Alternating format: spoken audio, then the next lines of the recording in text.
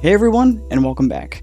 On today's episode, I wanted to talk about Kung Fu Panda 4, the long-awaited sequel to, the Kung Fu Panda franchise. It's been 8 years since we've stepped into that universe, and since it sort of came to an end, if we don't count the TV shows, and it was really interesting to see them come back with a new story in this world in 2024.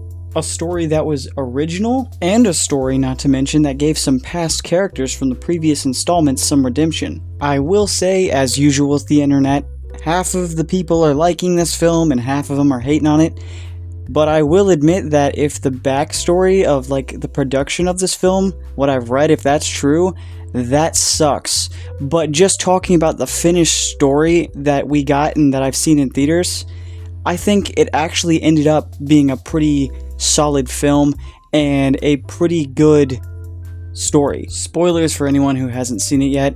The story kind of revolves around Po looking for his successor, and he's kind of reluctant at first, and to kind of condense the plot a bit, he goes on a quest with this sort of pickpocket character that's voiced by Awkwafina, and he's doing this to stop the latest villain known as the Chameleon, who basically can shapeshift into anyone, including villains from the previous installments. But she still doesn't have the skills required to be who she's portraying.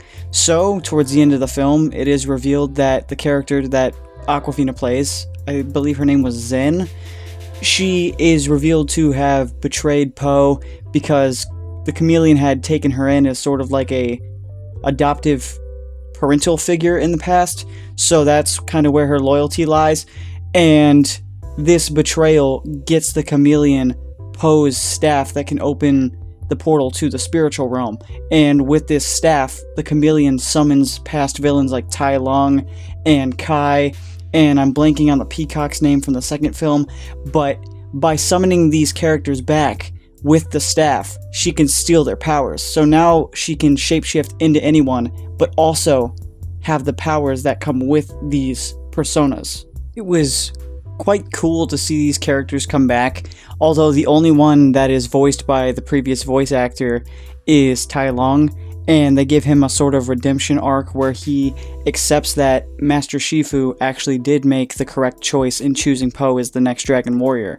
And the film ends with kind of like an all-out battle between the Chameleon and Po and Zen throws like one of the final punches, and this is when Po decides that Zen should be his successor and that she should be the next Dragon Warrior, and he's going to begin training her in the ways of Kung Fu. There's also a nice side plot with Po's adoptive goose dad and his real panda dad as they follow along his trail to make sure that he's safe, and I thought the dynamic that this film gave them was quite cool and it was funny, so that was nice. And it is strange because this is one of DreamWorks' final in-house films. If you guys have seen the trailer for that new film that has to do with like a robot, I'll put a picture here. That's going to be their final official in-house film, which basically means that the animation that you will see in their upcoming films afterwards will not be done in-house at their studio, and it will be probably from a different studio in a different country, but released as, DreamWorks. So it's going to be a shift. So it was nice to get this film before that happens. Have you guys seen the film yet? Do you plan on it? If so, let me know your thoughts in the comments below. If you enjoyed this video, don't forget to hit that like and subscribe button. Thank you for watching, and see you guys next time. Oh, and yeah, this film definitely should have been named Kung Fu Panda.